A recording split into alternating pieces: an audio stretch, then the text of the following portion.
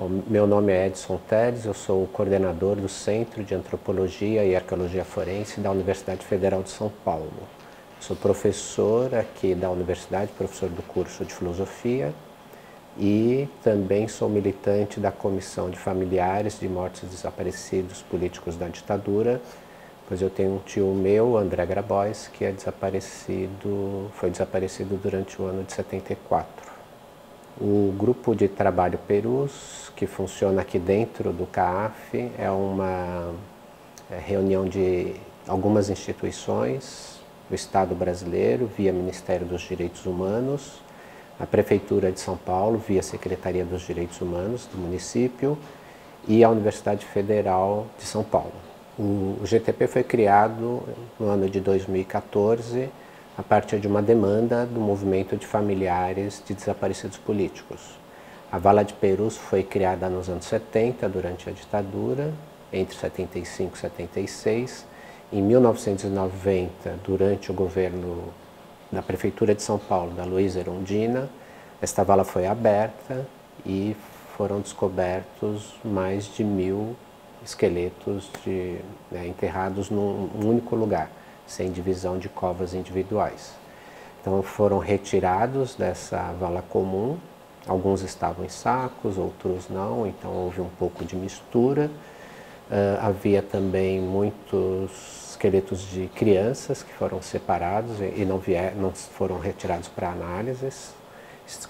permanecem lá no cemitério de Perus. Mas o fato é que foram montadas, na primeira organização dessas ossadas, 1049 caixas contendo o conjunto dessas ossadas da Vala de Perus. Elas foram encaminhadas, então, naquele ano da abertura para a Unicamp, a Universidade Estadual de Campinas, onde ficou sob a guarda do Departamento de Medicina Legal, e os trabalhos de análise não foram feitos. Alguma coisa foi iniciada, mas eles ficaram mal acondicionados, os ossos, e acabaram por se deteriorar ou apresentar alguma dificuldade de manutenção da sua qualidade e da organização dessas análises. Por reclamação dos familiares, que uma vez lá visitaram e viram as ossadas num porão, todas sujas de lama, que tinha corrido uma enchente, e também por uma entrada do Ministério Público Federal nessa discussão, essas ossadas foram transferidas para a USP, na sua grande maioria, durante os anos 2000. Também na USP não houve um trabalho de análise e identificação dos desaparecidos, e então durante o ano de 2014, a partir de uma sessão da Comissão da Verdade aqui do Estado de São Paulo, em que os familiares fizeram a reclamação sobre o descaso com a Vala de Perus, e com a intermediação de deputados, ministros e outras pessoas que tinham alguma relação com esta história, foi contactada a Universidade Federal de São Paulo, e então, a partir desse ano, a Vala de Perus, essas ossadas, essas 1049 caixas, vieram aqui para a universidade. A partir desse momento foi criado o grupo de trabalho Perus e organizado um processo, então, de análise desse trabalho, que consistia, numa primeira etapa, em relação às ossadas, a limpeza de todas elas, que estavam muito sujas e com fungos em condições inapropriadas para fazer a análise. Então, foi feita a limpeza. Após a limpeza, passou então para o período de análise, que é quando você abre caixa por caixa e faz um trabalho de montagem de um perfil de cada um dos esqueletos principais contidos nessa caixa. Eu digo do esqueleto principal porque, na medida em que a vala e o descaso posterior acabou por misturar muitos desses ossos, nós temos 1049 caixas, mas cerca de 1400 indivíduos. Então, a gente teria que ter ainda uma outra etapa de trabalho, para além da análise dos indivíduos principais, para fazer a reassociação desses ossos que ficaram misturados. A montagem do perfil está ligada com uma outra fase de trabalho, que foi a montagem da base de dados antemortem, que é o levantamento de todos os dados possíveis sobre cada um dos militantes políticos que podem estar na vala. Então nós montamos uma lista a partir das listas dos familiares, uma lista de 41 indivíduos que eram militantes políticos na ditadura e que podem ter sido jogados na vala. Então fizemos a base de dados do perfil de cada um desses indivíduos e fazemos na análise das ossadas dos 1.049 esqueletos principais a perfilização biológica para tentar montar uma correspondência. A partir do momento em que há um grau X de correspondência entre o perfil procurado e o perfil analisado, é feita a extração de uma amostra de DNA desse esqueleto e essa amostra é enviada para um instituto, um laboratório de análise de DNA no exterior que faz a análise em grande quantidade e fazendo então o encaixe do DNA desta ossada com uma outra base que nós temos genética, que é das famílias dos 41 procurados, se determina por fim a identificação ou não do militante político desaparecido durante a ditadura. Até o momento, a gente teve a identificação do Dimas Antônio Casemiro em janeiro de 2018 e em dezembro de 2018 do Aloysio Pagliano. Então nós temos a identificação aqui no laboratório, a partir desse trabalho que eu descrevi, de 2 desaparecidos políticos da ditadura. É preciso dizer que no Brasil, desde a transição da ditadura para a democracia, não ficou esclarecido o grau da violência de Estado da ditadura e muito menos a questão dos desaparecidos políticos. Quer dizer, até hoje, passados mais de 30 anos de democracia, a pergunta dos familiares, que é onde estão os nossos desaparecidos, não foi respondida. Então, a importância do trabalho nosso aqui está em produzir uma narrativa que ainda não foi construída, ou foi construída em parte através de trabalhos como o da Comissão da Verdade, procurando justamente dar a amplitude que foi a violência de Estado durante a ditadura, que foram produzidas graves violações de direitos humanos, crimes contra a humanidade, e mostrar também, a partir desta construção de narrativa que nós fazemos aqui, como que isso perdura. Então, eu destacaria alguns aspectos, né, desta contranarrativa ou desta narrativa de violações de direitos durante a ditadura. O primeiro deles é que, ao chegar à identificação de um desaparecido, isso permite, a partir de toda a pesquisa anterior de perfilização desses indivíduos, que a gente faça também um percurso reverso. Então você identificou o desaparecido e aí com isso a gente consegue identificar o caminho de produção do desaparecimento. Então isso dá um quadro de que a violência do Estado não é aquela produzida, como uma certa narrativa tentou demonstrar, só dos porões da ditadura. Então você vê todo um quadro de institucionalidade do Estado, que vai desde um comando militar, passando pelo local de tortura, né, que no caso de São Paulo foi o DOI-CODE, com auxílio de outros órgãos como a Polícia Civil, mas também do IML, que fazia os laudos falsos sobre essas mortes, e também de sistemas de justiça e de cemitérios, que acabavam acobertando,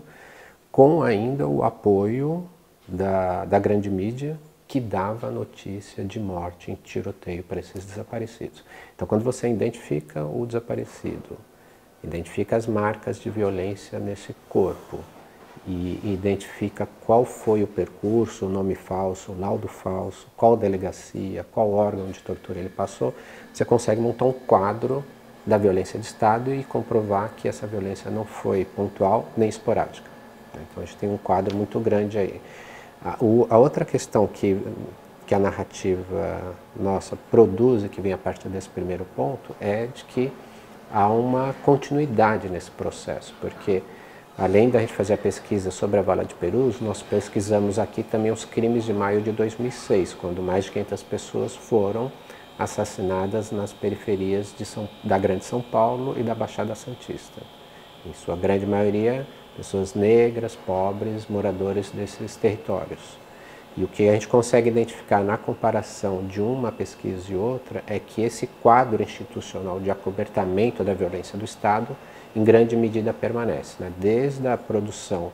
da morte em si até toda a documentação e todo o percurso por essas instituições que já eram usadas na ditadura, até mesmo da mídia, para produzir uma determinada narrativa que atenua ou pontua, tenta colocar num ponto específico a violência de Estado. Então, o que a gente vê é que, além de ser uma ampla rede institucional de produção da violência, ela também tem uma grande continuidade entre ditadura e democracia. E aqui, uma última questão, que é fundamental na produção da narrativa aqui para nós, no CAAF, é a de que nós chegamos a uma experimentação rica sobre lutas de direitos humanos, que é fazer a reunião de saberes específicos que vêm das lutas sociais com saberes técnicos e científicos. Então isso para nós produz um grande salto na questão das narrativas sobre violações de direitos humanos. Então ambas as pesquisas, sobre a Vala de Perus quanto sobre a dos crimes de maio, são feitas fundamentalmente com o encontro com os movimentos de familiares. Movimento das Mães de Maio, movimento da Comissão de Familiares e de ex-presos políticos da ditadura. Então, cada passo fundamental que é feito na pesquisa técnica é dado a partir dos saberes que esses movimentos indicam. Eles é que têm o saber inicial de procura aqui, tem tal documento, tem tal instituição, não é essa polícia, é essa outra. Então, a reunião do saber das lutas sociais com o saber científico produziu, na nossa opinião, um salto no sentido de fazer uma contranarrativa acerca da violência de Estado. Nós, enquanto CAAF, Centro de Antropologia e Arqueologia Forense, da Unifesp, nós encaramos 3 principais desafios para a continuidade desse tipo de pesquisa. O primeiro desafio é o que está mais evidente no Brasil de hoje, que é a existência de um governo que libera, sofistica e autoriza a violência de Estado. Um governo federal, ainda que também tem apoio de governos estaduais. Então nós temos proposições que para nós que analisamos a violência de Estado são gravíssimas, como o pacote Moro, a liberação de uso de armas em grande escala, a criação do excludente de ilicitude para policiais que atuam com violência, né? Então são as ameaças e ataques a defensores de direitos humanos. Então o primeiro grande desafio é que boa parte de certa narrativa que nós já tomávamos como de caráter público, coletivo, nacional,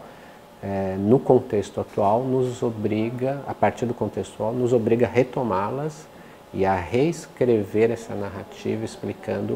tentando explicar ou tentando se conectar com uma narrativa mais comum de que há uma grave violência de Estado produzida na história do Brasil, que tem um ponto alto na ditadura, mas é uma história do nosso país, um país racista e patriarcalista, e que usa dessa matriz colonial e toda a institucionalização da violência do Estado na ditadura para manter e sofisticar essa estrutura em democracia. Isso não foi desmontado. Então nós vemos num grave contexto político atual em que um governo vai se apoderar dessa estrutura violenta do Estado brasileiro que permaneceu e vai intensificá-la a partir dessa matriz colonial racista e patriarcalista. Então esse é o nosso maior desafio hoje, é como lidar, como retomar toda essa narrativa junto com a narrativa específica destes casos que nós analisamos. O nosso segundo desafio é um desafio orgânico do centro, que é, nós já temos aqui a reunião dos saberes das lutas sociais com os saberes científicos. Isso para a gente é uma potência. A gente quer fazer um tripé, ou seja, incluir um terceiro elemento aí, que é montar um laboratório tecnológico de comunicação, em que a gente possa produzir pequenos vídeos, possa entrar dentro das redes sociais, produzir podcast, possa produzir, contar a história da Vala de Perus em pequenos blocos, nesses canais de comunicação das redes sociais, de forma que aquilo que nós produzimos aqui como saber do encontro científico e das lutas, possa também ir para além dos relatórios, ou seja, possa atingir um amplo debate nacional. Esse é o nosso segundo grande desafio. E o terceiro grande desafio que nós temos é um desafio político-epistemológico, de um lugar que produz pesquisa, mas que também faz formação em direitos humanos, porque nós temos aqui vários cursos em direitos humanos. Então, o nosso desafio, que a Vala de Perus é muito importante, no sentido de produzir essa questão, é a tentativa de suspender a distinção entre político e comum. Quer dizer, nós analisamos a Vala de Perus, que deve conter 1.400 indivíduos, mas nós procuramos somente 41 dentre esse conjunto. Só que analisando essa vala aqui, nós já descobrimos, nós sabemos muito claramente hoje, que a grande parte desses 1.400 indivíduos também são vítimas da violência de Estado, mas não eram militantes políticos. Então, na medida em que a gente cria essa categoria político e o comum, a gente perde a dimensão ampla que é a violência de Estado no Brasil. E mais do que isso, a gente perde a conexão entre a violência de Estado na ditadura e a violência de Estado em democracia. Porque em democracia, nesses 30 anos, a vítima da violência de Estado vai ser este comum. Então, nosso terceiro grande desafio aqui no CAF é conseguir produzir a pesquisa, não só sobre a Vala de Perus, mas também e fundamentalmente, em que a gente faça a suspensão entre político e comum, mas a gente encare aquele indivíduo, o sujeito vítima da violência de Estado como comum, ou seja, a nossa proposição é somos todos comuns no que se refere à violência do Estado.